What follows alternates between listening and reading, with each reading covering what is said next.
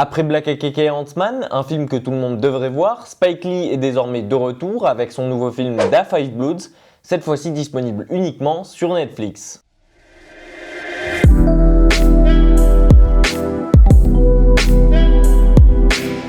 Quatre anciens frères d'armes ayant fait la guerre du Vietnam ensemble se retrouvent quelques dizaines d'années plus tard pour chercher un trésor, un coffre rempli d'or qu'ils auraient enterré à côté de leur cinquième frère, qui lui n'a pas survécu. Voici le pitch de départ du nouveau Spike Lee. Mais les hommes changent vite et parfois face à la richesse bien plus qu'on ne le croit. Les quatre hommes vont donc devoir tenir dans ce pèlerinage, mélangeant souvenirs et faisant ressurgir les fantômes du passé, tout en se rappelant la cause qui les rassemble, celle d'aider les leurs qui n'ont pas eu la même chance et qui, pourtant tout comme eux, n'ont jamais été reconnus par les États-Unis pour ce qu'ils ont fait pour leur patrie. Car c'est ce que fait le réalisateur à travers ce film. Il dénonce les injustices commises envers les Noirs, qui ont gagné, si ce n'est beaucoup plus que tous les autres, leur droit d'être libres, et qui pourtant, à travers toute l'histoire des États-Unis, n'ont jamais cessé d'être oubliés et exploités par leur propre nation. Le film en profite même pour s'ancrer dans l'époque d'aujourd'hui, et débarque pile au bon moment pour évoquer les problèmes d'actualité, et notamment le mouvement Black Lives Matter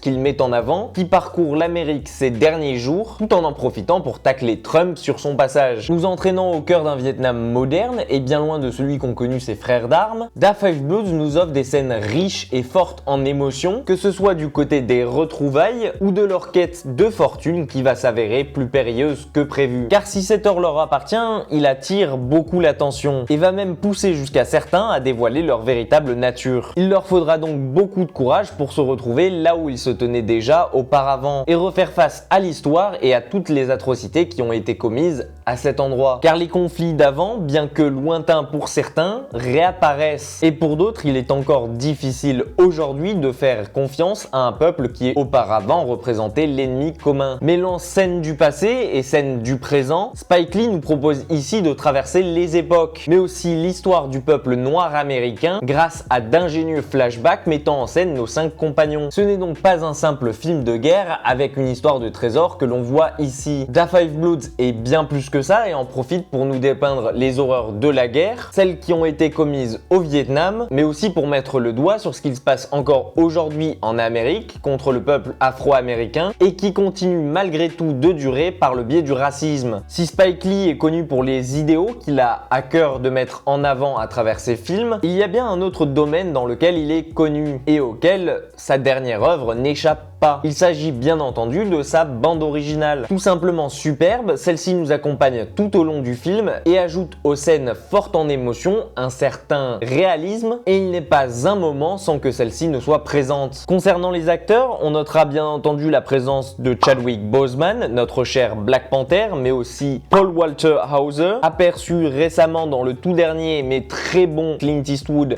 le cas Richard Jewell, et surtout Jean Reno dans son rôle d'homme d'affaires typiquement français et qui se permet de nous lâcher un Vive la France mémorable. Que vous faut-il de plus ? Plus sincèrement, Netflix s'initie un gros coup en s'assurant ici cette exclusivité. Tant c'est une œuvre sincère et authentique qui s'inscrit parfaitement dans la lignée des œuvres de Spike Lee et qui mérite plus que tout votre attention, surtout si vous êtes abonné à son service. Voilà mon ressenti sur le dernier film de Spike Lee. Quoi qu'il en soit, merci à toutes et à tous de m'avoir écouté jusqu'ici. Foncez voir le film, prenez soin de vous et quant à moi je vous dis à très vite dans une prochaine critique.